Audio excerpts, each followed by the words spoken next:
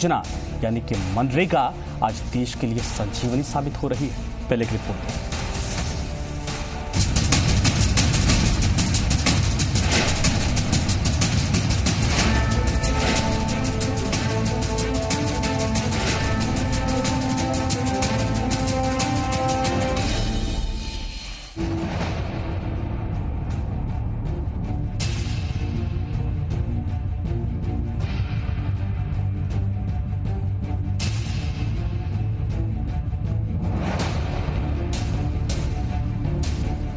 जिस मनरेगा को बीजेपी ने कांग्रेस की नाकामयाबियों का जीता जागता स्मारक बताया था, वही मनरेगा आर्थिक मंदी के इस दौर में देश के मजदूरों की जान बचा रहा है। लॉकडाउन के 2 महीने जब देश भर में मजदूर वर्ग बेरोजगार होकर अपने घर वापस लौट रहा था, तब यही एक योजना थी जिसने घर लौटे मजदूरों को ज्यादा परेशान नहीं होने दिया।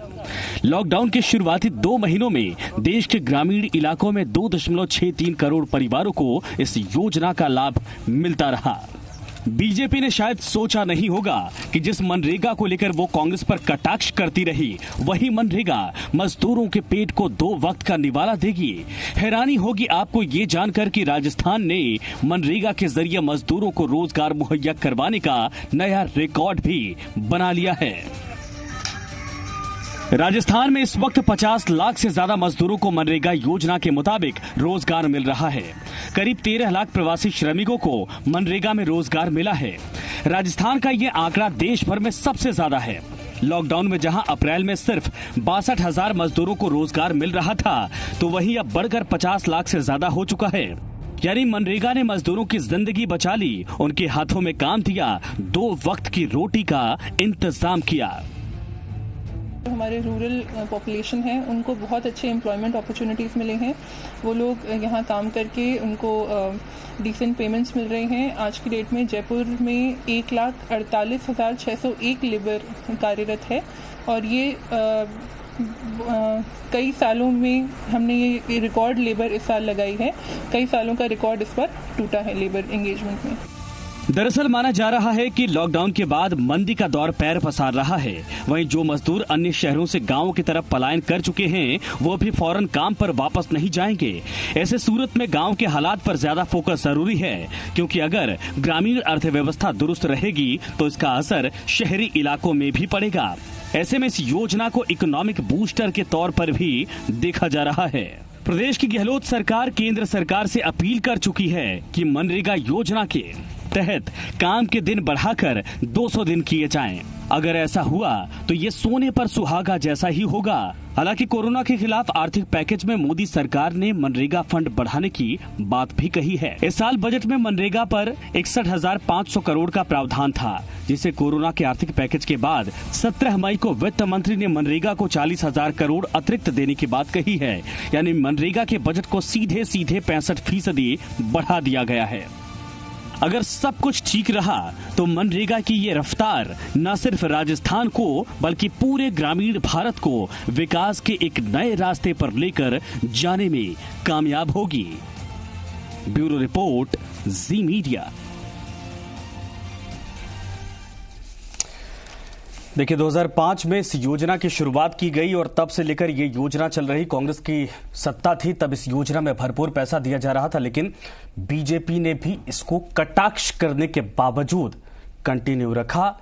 1 लाख करोड़ का बजट इस बार दिया गया था और वो वाकई में लोगों की इस वक्त जान बचाने या कहिए कि लोगों के जीवन को चलाने में सबसे बड़ा मददगार साबित हो रहा। हमारे साथ हमारे सभी मेहमान जुड़ गए, एक एक करके परिचय करवाते हैं, उसके बाद चलेंगे सीधे सवालों पर। डॉक्टर मनोज राजौरिया है, भारतीय जनता पार्टी के सांसद, इस वक्त हमारे साथ मौजूद है। रफी खान साहब, कांग्रेस के विधायक, हमारे साथ मौजूद है। श्याम सुंदर शर्मा जी, वरिष्ठ पत्रकार हैं। आप तीनों का बहुत बहुत स्वागत है। राजौरिया साहब, शुरुआत में आपसे ही करना चाहूंगा, क्योंकि उसी संसद में आप भी बैठते हैं जिस संसद में बीजेपी की तरफ से यह कहा गया था कि इस योजना को हम बंद नहीं करेंगे, क्योंकि ये कांग्रेस को हमेशा याद दिलवाती रहेगी कि आपकी नाकामियों का सबसे बड़ा स्मारक है। सर, आज वो सबसे बड़ी संजीवनी बन गई और आपकी सरकार भी भली भांति इसको समझ रही है। देखिए संजय, मैं सबसे पहले तो आपको जी न्यूज को धन्यवाद देना चाहूंगा कि कोरोना के संकट में आपने 20 एम्बुलेंस और पीपीई किट जो जी न्यूज के माध्यम से राजस्थान की जनता की सेवा में दिए, इसके लिए मैं पूरे जी न्यूज का, आपके पूरे परिवार का धन्यवाद। शुक्रिया, धन्यवाद। ये तो हमारी जिम्मेदारी बनती है। साथ में ही जो आपने एक विषय रखा बहुत महत्वपूर्ण, जी आपने एक बहुत महत्वपूर्ण विषय रखा कि मनरेगा जो 7 सितंबर 2005 में ये अधिनियम के माध्यम से इसको शुरू किया गया था, ये निश्चित रूप से कांग्रेस सरकार के राज में किया गया था। और जो हमारे प्रधानमंत्री जी ने संसद में कहा कि कांग्रेस की नाकामियों का एक जीता जागता उदाहरण था, माननीय प्रधानमंत्री जी ने उसको कांग्रेस की जो नाकामियों का जीता जागता उदाहरण बिल्कुल सच कहा था। मैं आपको उदाहरण सहित बताना चाहूंगा कि 2008 और 9 में सीएजी ने इसकी ऑडिट की थी और सीएजी ने इसकी ऑडिट में जो बहुत सारी अनियमितताएं थी, योजना का उद्देश्य बहुत अच्छा था कि ग्रामीणों को जल रक्षण किया जाए, गांव में जल का संरक्षण किया जाए, संचयन किया जाए, वनों का नवीनीकरण किया जाए, ग्रामीण में सड़कें बनाई लेकिन जाए, एमपी साहब ये तो खान साहब आता हूं, 14 में बोला था, खान साहब थोड़ा 8 और 10 में नहीं बोला। सर खान साहब रुक जाइए, अभी बात कर ले राजौरिया साहब पूरी, उसके बाद में आपके पास प्लीज जी, मुझे लगता है कि एक बार उनको मौका मिलेगा और भूमि का समतलीकरण किया जाए। और इन सब महत्वपूर्ण कामों में मंशा ये थी सरकार की, उस वक्त की तत्कालीन सरकार की, कि गांवों में स्थायी संरचनाएं बने। लेकिन इन सब ऊपर की चीजों में सिर्फ भूमि समतलीकरण का ध्यान दिया गया और उसमें भी आदमी की बजाय, मनुष्य की बजाय मशीनों का अधिक उपयोग किया गया। और उस ऑडिट रिपोर्ट में, सीएजी की रिपोर्ट में साफ किया गया कि स्थानीय प्रशासन के द्वारा इसमें भ्रष्टाचार की भरपूर गुंजाइश की गई है, भ्रष्टाचार किया गया, जॉब कार्डों में अनियमितताएं की गई, जितनी संख्या थी उससे अधिक जॉब कार्ड बनाए गए। और जो पैसा दिया जाता था वो सीधे लाभार्थी के खाते में नहीं जाता था। सबसे बड़ा भ्रष्टाचार यह था। माननीय प्रधानमंत्री जी ने जब इसका ध्यान दिलाया तो इस ओर था कि इस योजना में जो भ्रष्टाचार था उसकी ओर ध्यान दिलाया। जो नाकामी उन्होंने बताई, इस योजना की नाकामी नहीं बताई, भ्रष्टाचार की इस योजना में जो गंदगी थी वो था सीधा पैसा जाना, जो कैश जाता था, उसमें भ्रष्टाचार को नाकामी बताया। प्रधानमंत्री जी ने किसी भी योजना को गलत तरीके से पेश नहीं किया और इस योजना की जो अच्छे पक्ष थे, उजले पक्ष थे, उनको प्रधानमंत्री जी ने यथावत जारी रखा। नहीं सर, देखिए हम प्रधानमंत्री जी का नाम तो नहीं ले रहे, लेकिन ये था कि स्मारक शब्द का इस्तेमाल करना ये अपने आप में बहुत गंभीर शब्द था। आपने रंग रोगन कर दिया, आप कह रहे हैं चीजें बदल गई। संजय जी, लेकिन सर राजौरिया साहब, इस बात को लेकर बीजेपी को मुझे लगता है एक बार जरूर ख्याल रखना चाहिए कि वही स्मारक, वही योजना आज लोगों का पेट भर रहा है। प्रधानमंत्री को सैल्यूट, 1 लाख करोड़ का पैकेज जो दिया, उसी के बलबूते ये सब हो रहा। लेकिन सर आज वही है। मान लीजिए किसी तरीके से बंद हो गई होती योजना तो हालत आज बद से बदतर होते। इसके लिए धन्यवाद कि बंद नहीं किया आप लोगों ने। रफीक खान साहब, नहीं देखिए बंद होने, मैं आ जाऊंगा सर, दोबारा आ जाऊंगा आपके पास, थोड़ा ही समय होता है। रफीक खान साहब, देखिए ऐसा है कि देर आया दुरुस्त आया। खैर इन्होंने आखिर में ये माना तो सही कि इससे बढ़िया योजना पूरे हिंदुस्तान की इकोनॉमी के लिए नहीं थी। आज की तारीख में जब पूरी दुनिया इकोनॉमिक क्राइसिस में चल रही है तो मनरेगा पूरी दुनिया में इकोनॉमी बूस्टर की एक मिसाल बन के उभरी है और इनको सैल्यूट करना चाहिए, प्रणाम करना चाहिए, नमस्कार करना चाहिए, अभिवादन करना चाहिए, धन्यवाद देना चाहिए मनमोहन सिंह जी का कि उन्होंने हिंदुस्तान की इकोनॉमी को समझते हुए एक ऐसी योजना लेके आए जो न केवल खाली ग्रामीण लोगों को रोजगार दे बल्कि इकोनॉमिक बूस्टर के रूप में निकले। और आज का जैसा माहौल है, जब पूरा गरीब मजदूर गांवों में चला गया, सड़कों पे पैदल चल के चला गया, ये मानते तो हैं लेकिन देर से मानते हैं। इनकी आवाजें सारी दुनिया को मालूम है। जब डॉलर 50 रुपए क्रॉस कर रहा था तो मोदी जी बोले कि नेपाल की करेंसी नहीं गिरती है, लंका की नहीं गिरती है, क्या कारण है कि हिंदुस्तान का रुपया पतला होता जा रहा है। मैं राजौरिया जी से पूछूंगा, जरा प्रकाश डालो। आज 76.5 रुपए पे डॉलर। सर मुद्दे पे मत भटकिए, क्राइसिस है। एक चीज बताइए खान साहब, इस पे नहीं जाएंगे सर, डिमांड करी, दूसरे दिन आ जाएंगे। मुझे अरे मैं तो आपके पक्ष की बात कर रहा हूं सर, ये बता दीजिए आपकी योजना इतने बेहतर तरीके से ऑपरेट की जा रही, लेकिन 200 दिन का रोजगार हाँ, आइए मुद्दे पर आइए।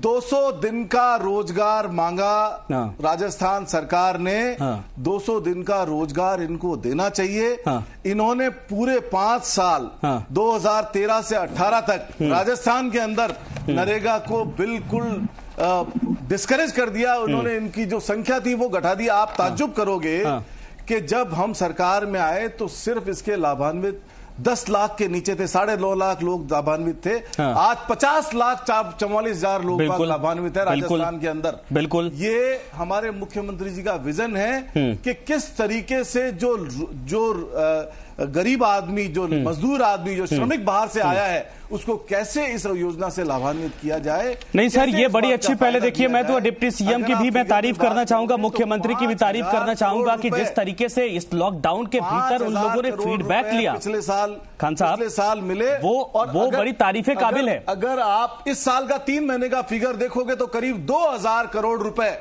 इस साल लॉकडाउन के बाद का फिगर आप देखोगे तो 2000 करोड़ रुपए का श्रमिकों को लाभ मिल चुका है। मतलब टोटल लाभ मिला है करीब 2600-2700 करोड़ के आसपास, 2600 करोड़ समथिंग है। उसमें से करीब 2000 करोड़ रुपए का डायरेक्ट लाभ श्रमिकों को मिल चुका है। तो इनको ये चाहिए। राजस्थान इस योजना में आज अग्रणी है, नंबर 1 है पूरे देश में। तो ये सीखे राजस्थान से और इनकी सरकारें सीखे, इसमें कोई शर्म नहीं है। पूरे देश में मजदूरों की हालत सबको मालूम है। इनका राज है उत्तर प्रदेश में, इनका राज है हरियाणा में, खान साहब, इनका राज है राजौरिया साहब ने, मनोज जी ने क्या कहा सर? इनको ये सुनिए खान साहब, इस स्कीम सुनिए ना सर, मेरी बात तो सुनिए। हिंदुस्तान में लागू मनोज साहब ने, मनोज जी ने क्या कहा? मनोज जी ने यही कहा कि हमने योजना की बुराई नहीं की थी और इसीलिए हमने बंद भी नहीं किया। लेकिन जहां मशीनों से काम करवाया जा रहा था, जहां पर घपले हो रहे थे, जहां पर घोटाले हो रहे थे, इसीलिए स्मारक की तुलना इससे करनी पड़ी कि इतनी बड़ी योजना जो देश के स्वरूप को बदल देती है और बदल रही है अभी। क्या बुराई की थी? उसमें घून लगे हुए थे, दीमक लगे हुए थे, उसको साफ किया। बदल रही है पूरा देश। आज की तारीख में अगर इकोनॉमी बूस्टर, एम्प्लॉयमेंट जनरेशन का सबसे बड़ा काम, एम्प्लॉयमेंट अगर किसी चीज ने, अगर किसी ने दिया है श्रमिकों को, डायरेक्ट लाभ अगर श्रमिकों को कहीं से मिला है तो वो मनरेगा की वजह से। सर, योजना तो आपने शुरू की लेकिन चलवा नहीं पाए ना। बीजेपी तो यही बोल रही है और पब्लिक भी यही बोलते थे कि हमें काम नहीं मिलता था। राजौरिया साहब, छोटा रिएक्शन, फिर चलेंगे श्याम जी के पास। हो रहा है राजस्थान में, राजौरिया साहब, छोटा रिएक्शन। खाली मनरेगा को माने नहीं, इसको मिसाल के रूप में लेके कैसे राजस्थान में इंप्लीमेंट हुई है, हमारे मुख्यमंत्री जी से सीखे और इसको पूरे हिंदुस्तान में लागू करें। राजौरिया साहब, छोटा रिएक्शन। रफी साहब, तो हर जगह गरीबों को फायदा मिलेगा। रफी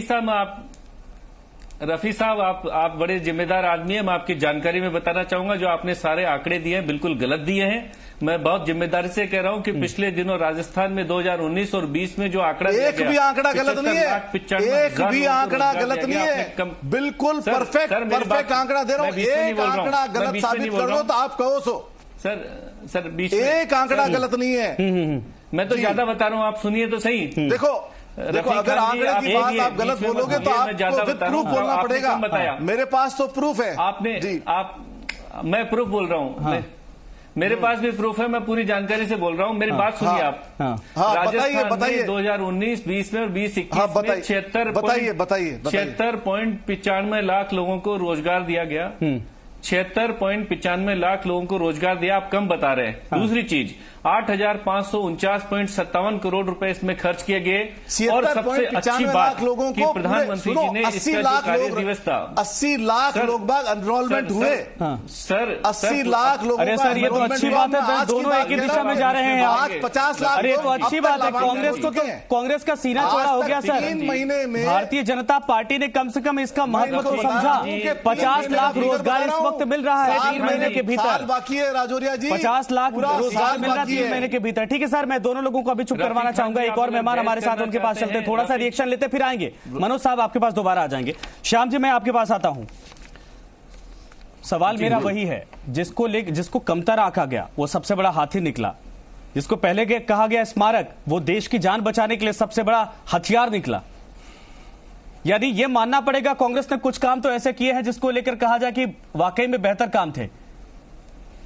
देखिए संजय जी, मैं आपको याद दिलाना चाहता हूं, 27 जनवरी 2015 को प्रधानमंत्री ने लोकसभा में कहा था कि कांग्रेस ने जिस स्मारक को खड़ा किया है, जिसको गड्ढे खोदने के लिए हमको को रोजगार देने के लिए मनरेगा शुरू किया, हम उसको गाजे बाजे के साथ जीवित रखेंगे और देश को बताने का प्रयास करेंगे। लेकिन उनको ये पता नहीं था कि देखिए 2020 में कोरोना जैसी महामारी आएगी और उस वक्त देश को जो आवश्यकता होगी, जो मजदूर आपके गांव में पहुंच जाएंगे, रोजगार उपलब्ध कराना पड़ेगा। यही मनरेगा आज सबसे बड़ा मजबूती के साथ रोजगार देने का काम कर रहा है। बिल्कुल। मैं देखिए राजस्थान के उप मुख्यमंत्री सचिन पायलट जो कि इस विभाग को देखते हैं और मुख्यमंत्री दोनों को बधाई देना चाहता हूं कि संकट की घड़ी में उन्होंने 53 लाख लोगों को लगाने का काम किया है और वो कहते हैं कि आने सामने और बढ़ाएंगे, मजदूरी समय पे मिले। अब देखिए जो टैक्स उनको दिया जाता है उसको किस तरह से पूरा किया जाए, इसमें कुछ कमियां रहती है, उसको पूर्ण कर देखिए। उसके एवज में महिलाएं अपने बच्चों को ले जाती है, तो वहाँ ध्यान रखना पड़ेगा कि छोटे बच्चे काम नहीं करें वहाँ, उनको काम तरीके से मिल जाए, टैक्स पूरा हो जाए तो 220 रुपए जो मजदूरी मिलती है वो पूरी मिले, वो नहीं मिल पा रही है। इसलिए इसमें थोड़ा सा टेक्निकल तरीके से हमको मजदूरों को भी सचेत करना पड़ेगा कि तुम्हें जो लक्ष्य दिया जाता है उसको पूरा करोगे तो ही 220 रुपए मिलेंगे। तो मैं मान के श्याम जी, तो सरकार की अधिकारियों की जिम्मेदारी बनती है। सर एक चीज मेरी बात से सहमत है आप, तो जरा बताइए, समय थोड़ा कम इसलिए माफ करिएगा, बीच बीच में टोक दे रहा हूं, क्या जो दिन तय किया गया उसको बढ़ाए जाने की जरूरत है? क्योंकि साल 1.5 साल तो स्थिति अभी विकट रहेगी, पता नहीं कोरोना कब तक रहेगा कि नहीं रहेगा। जो शहरों से पलायन कर चुके हैं वो गांव में ही रहेंगे, कब वापस आएंगे कुछ नहीं पता। तो क्या सरकार को इस पर फोकस करना चाहिए? अगर चाहिए तो फिर राजौरिया साहब यहीं बैठे हैं, उनकी तरफ से मैसेज पहुंचाया जाएगा। देखिए संजय जी, हमारे मुख्यमंत्री जी ने कहा है कि 100 दिन की जगह 200 दिन का मिले।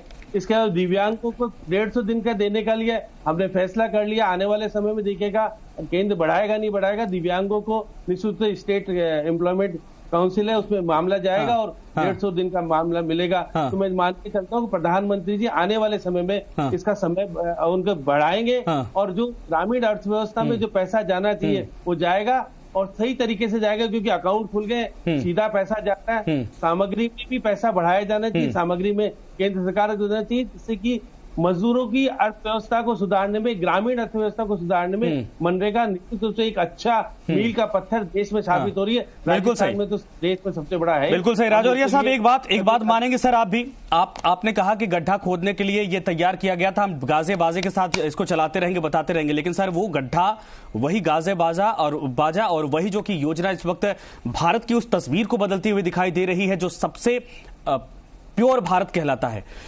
मैं ये जानना चाहूंगा क्या वाकई में सरकार की तरफ से कोई ऐसी योजना, कोई प्लान तैयार किया गया? कि कई राज्यों से मांग आई कि भाई दिनों को बढ़ाया जाए, लोगों को रोजगार पहुंचाया जाए, लोगों को पैसा सीधा मिल रहा है, इससे गांव को मजबूत किया जाए, इस पर कोई फोकस किया जाएगा? समय कम है इसलिए मैं चाहूंगा थोड़े में आप बताइए, थोड़ा सा उनको भी समय देंगे, उसके बाद खत्म करेंगे।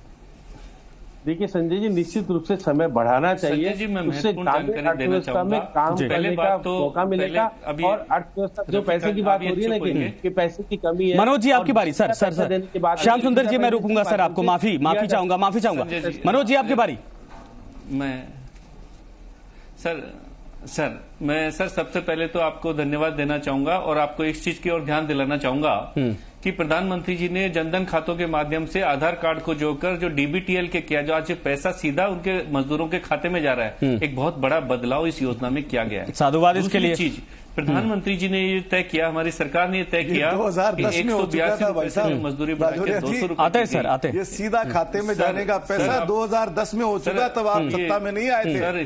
क्या बातें कर रहे हो यार? ठीक है, आता हूं सर, आपके पास आता हूं दोबारा। 2000 राजौरिया साहब अपनी बात पूरी करिए सर, माफ करिएगा, समय कम है, लिमिट में हूं, इसीलिए मैं बीच बीच में टोक रहा हूं कि आप अपनी बात रख दीजिए। रफी खान जी से मैं पूछना चाहूंगा सर, रफी खान जी से पूछना चाहूंगा कि 2010 में कितने गरीब लोगों के खाते में? मैं तो एक सवाल पूछता हूँ राजौरिया जी, एक सवाल पूछता हूँ आपसे, क्या 200 दिन का रोजगार देने का वादा करते हो क्या? रफी खान जी 200 दिन का रोजगार देने का वादा करते हो क्या? एक सवाल पूछता हूँ खाली आपसे, बाकी सब बात मान लूंगा आपकी। एक बात का जवाब दे दो, क्या बीजेपी सरकार, केंद्रीय सरकार 200 दिन का रोजगार देने का वादा करती है? हाँ नाम में बोलो भाई साहब। अगर आप करना चाहते हो गरीब आदमी का, आम आदमी का भला, तो 200 दिन के रोजगार की बात मानो और 200 दिन के रोजगार के लिए राजौरिया साहब इसका जवाब दीजिए, हम सब भी जाना चाहते हैं सर, और ये मेरा सवाल भी था, ये मेरा सवाल था। समय खत्म हो गया है, क्या आपकी तरफ से कोई मैसेज जाएगा, सरकार की तरफ से कोई कदम उठाया जाएगा? जब गांव की तस्वीर इससे बदल रही तो वाकई में इस पर काम करना चाहिए। ये बात हम भारत सरकार खाना में बोलो। ठीक है सर, ठीक है, खत्म हो गया समय, ठीक है, खत्म हो गया समय सर, माफ करिएगा। पहुंचाओ 20 मिनट की डिबेट